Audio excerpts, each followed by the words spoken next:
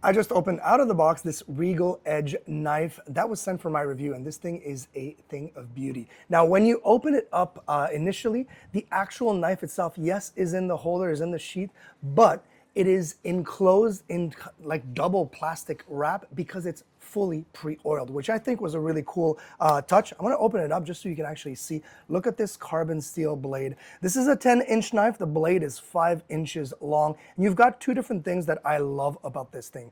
You've got a really, sharp edge here for all that precision cutting that you need to do.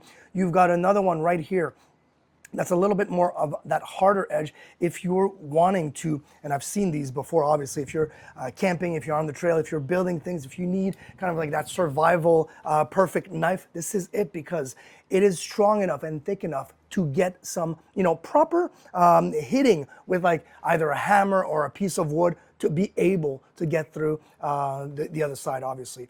The holder, camel bone, I mean, it is a beautiful holder right here. It is made in the US.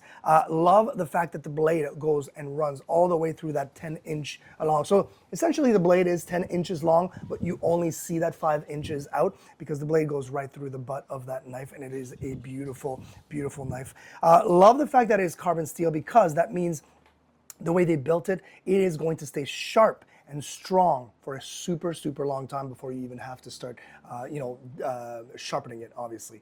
Love that there is that little indent right here. So those little things here, if you are kind of like whacking through wood, if you're trying to get through maybe rope and things like that, that is definitely the way you would want to do this. But yeah, it is a beautiful knife. Now let's talk about the actual holder, because I think this is the first time I've ever seen a holder like this. Because yes, the knife will fit just perfect here.